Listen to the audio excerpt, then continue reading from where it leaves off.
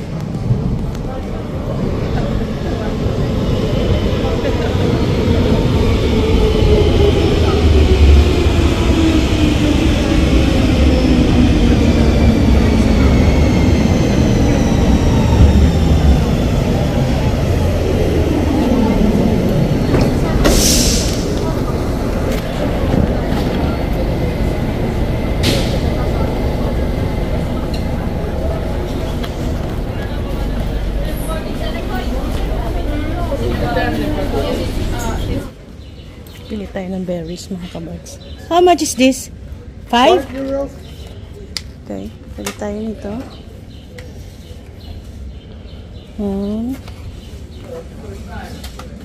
Isa nito.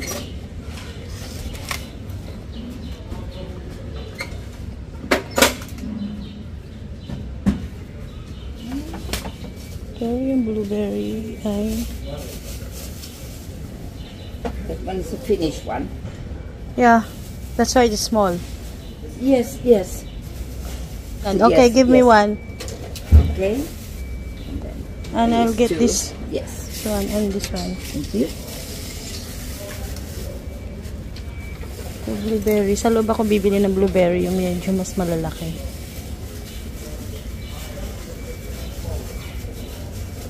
Strawberry. Ito din ay Sony, Finland. And then we have also the wild blueberry from the forest. This one? No, no, I will show you. Okay. It's the bigger one.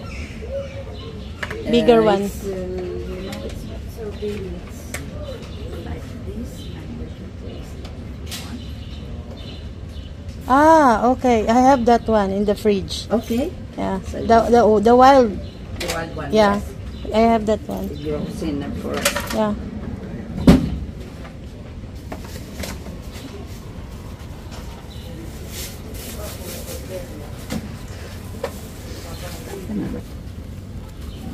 Would you like?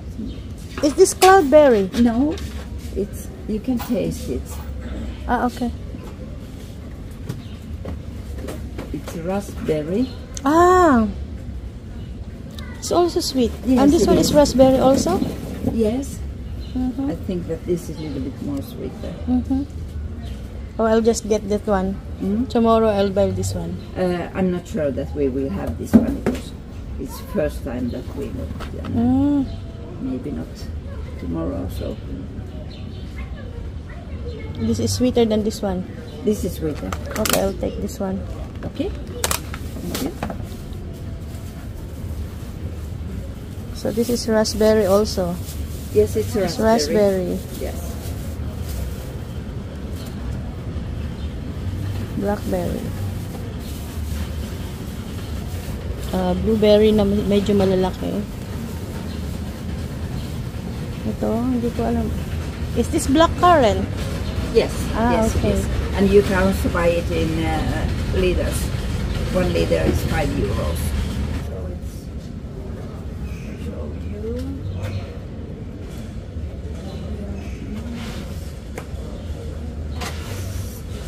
This size, and it's 5 euros. Ah, okay. Tomorrow. Okay. Yes. So that's all. Yeah, now. that's all. Okay. So 15, and it's 23, please. Yeah.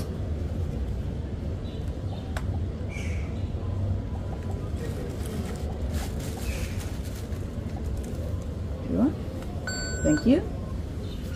Kitos. Yes. A few moments later.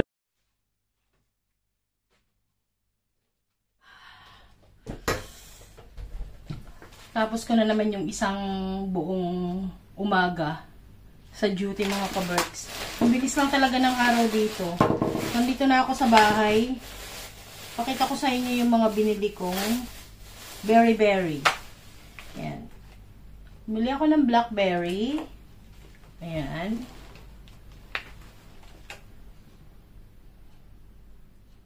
Ang bango.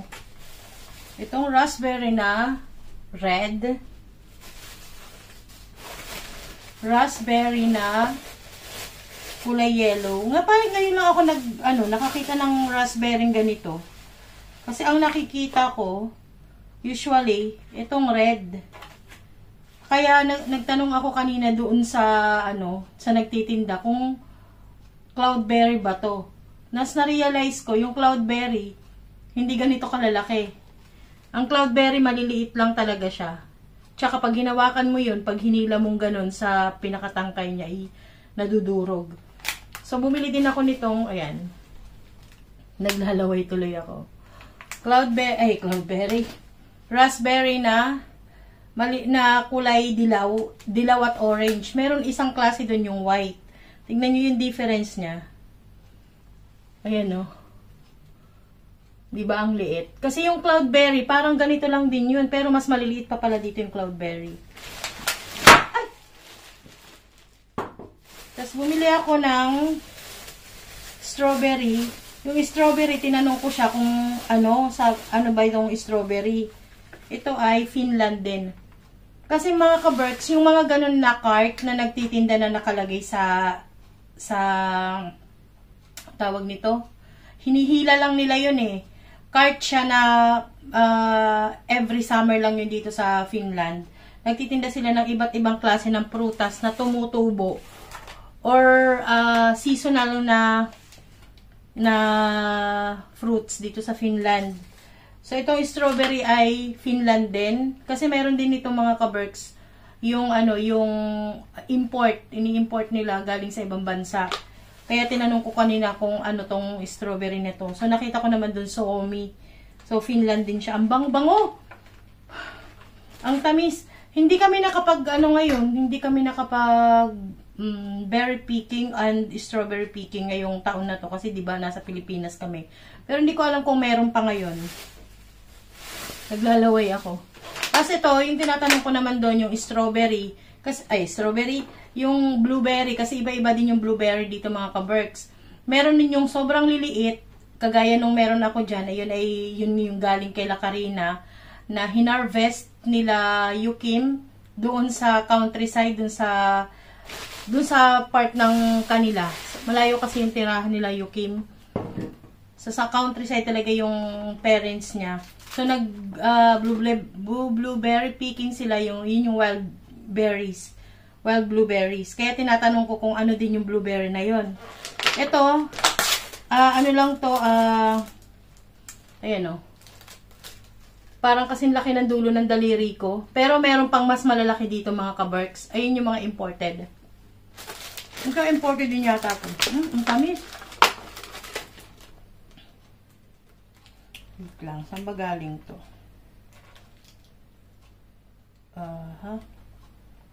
Hindi ko mabasa, ang lilit masyado. Galing Dutchland.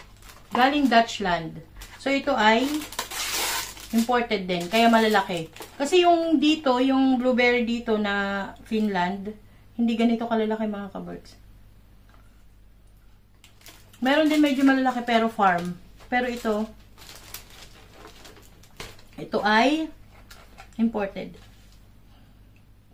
Alam niyo kung ba't ako bumili ng mga ganito mga kaberks? Paliwanag ko sa inyo. Gagawa tayo ng chia pudding. Tapos ito ang gagawin kong toppings. Tayo ay mag-healthy living muna ng mga hanggang ilang araw o ilang linggo, ilang buwan nakakayanin.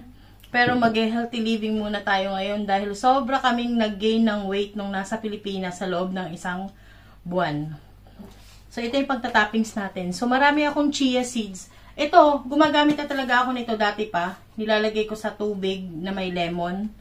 So, ayan. Gagawa tayo ng chia pudding. So, itong ating sweetener ay maple syrup. Pwede ka rin naman gumamit ng brown sugar or honey. Pero itong inano ko, maple syrup. Nasa sa inyo kung anong gusto nyo. Pero, ano naman yun, syempre, aanuhin mo na, konti lang ang magagamit mo. So, itong mga to, lalo na tong strawberry, ay kailangan ko munang hugasan. Pero itong mga ito, kung ano lang yung gagamitin ko, yun lang ang huhugasan ko. Kasi mai-spoil naman to kapag kabasang-basa, tapos hindi mo kakainin agad. So, kung ano lang yung kailangan ko, yun lang ang hugasan ko. Ang kailangan kong hugasan talaga ay ito. Ito, hugasan ko lang kung ano lang yung kailangan kong gamitin. So, ipapakita ko sa inyo kung paano ko gumawa ng maple syrup, ng chia pudding. Ito na yung gagawin namin pang snacks or dinner. So, ayan. Raspberry din to, blackberry, strawberry, and blueberry. So, tayo ngayon ay magbe-berry-berry. Yan ang mga kabarks. Ayan. Kesa naman bibili pa ako ng pudding sa supermarket, mahal yun. Minsan, ipapasyal ko kayo, ipapakita ko sa inyo kung magkano yung chia pudding dito. Medyo pricey. So, una kong gagawin mga kabarks, habang pinapatiktik ko yung strawberry, ito muna, dito ko siya titimplahin, kasi papaalsahin ko muna to, i-ref ko muna to ng at least 30 to 1 hour. Madami akong chia seeds. So, gagawa ako ng mga pang-anim na kainan na ilalagay ko dun sa container. Kailangan ko muna ng ngayon, pang 6 na kainan. So, kailangan ko ng 3/4 cup. So, ito ay 1/2 and 1/4. Ayan. Tama ba? Oh, 1/2 and 1/4. So, kailangan ko ng 3/4 cup.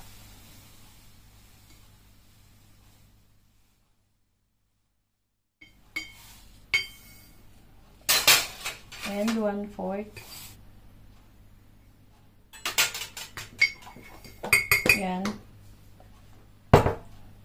3/4 cup na chia seeds.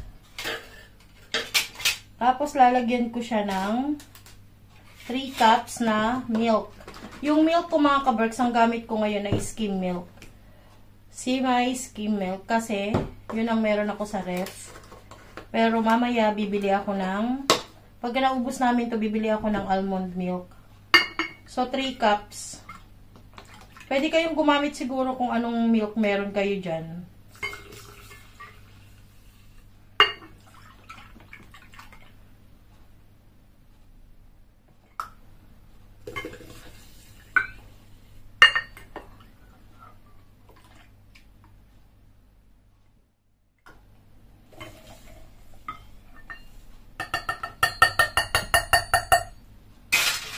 Tapos, lalagyan ko siya ng maple syrup.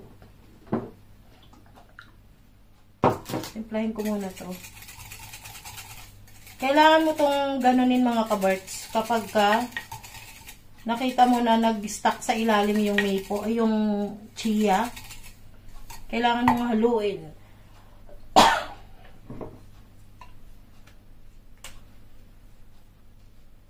Tapos, 4 tablespoon na maple syrup. Oh, sarado pa pala.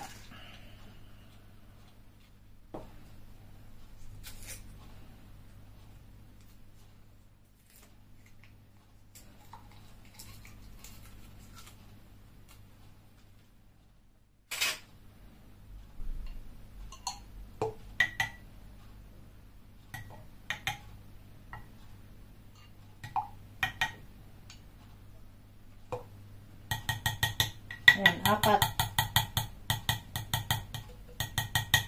Then, i-ref muna natin to ng at least 30 to 1 hour. Or kung kailan na siya umalsa na. Yung kumapal na yung kapag tumubo na yung ating chia. So, i-ref ko muna to mga kabarks. Papakita ko sa inyo mamaya kung paano ko siya i-prepare. Tingnan nyo, nag-stuck na sa ilalim. Kailangan mo siyang anuhin. So, yan. I-ref ko muna to hanggang sa umalsa yung chia. At least 30 to 1 hour or hanggang umalsa yung chia. Paulit-ulit na mga kaberks. 1 hour later. After 1 hour and 15 minutes mga kaberks, ito na yung ating chia. Ayan o. Umalsa na siya. So, isasalin ko na siya dito sa ating mga lalagyan. Wala akong mga jar. Kaya ito na lang gagamitin ko. I-divide ko siya into 6. 6 na ganito. Ito na yung ating mga berries. Yan. So, meron ako ditong 5. Kuha pa ako ng isa. Yan, ganyan. Di-divide ko siya ng pare-pareho.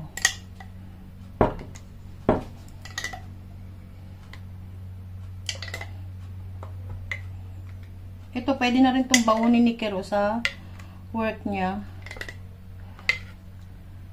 Aalsa pa yan mga kaberks. So, kailangan kong bumili ng jar.